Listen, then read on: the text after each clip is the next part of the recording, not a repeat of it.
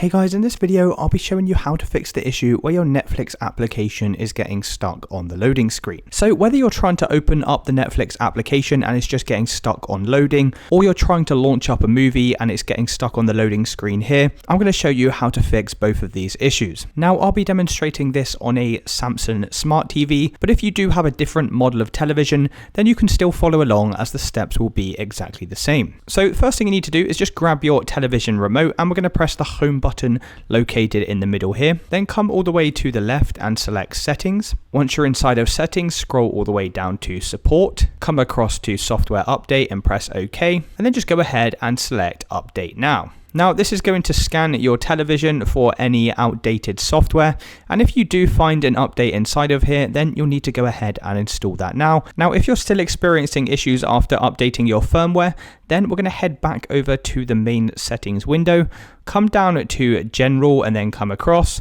head all the way down to the bottom, and we're going to select this reset feature. And as you see here, this is going to reset our television back to its factory default settings. So if you have a PIN code set up on your television, then you'll need to enter that inside of here. And then once you've reset your television, we can once again check to see if that's now fixed the Netflix issue. Then lastly, if you've tried all of these steps and that still hasn't fixed the issue, then what you need to do is come over to your home screen once again by pressing this home button, scroll all the way across to the left and select apps. Once you're inside of the apps window, you just need to head over to the top navigation over here. Scroll across to settings and select OK. Then navigate across and find the Netflix application.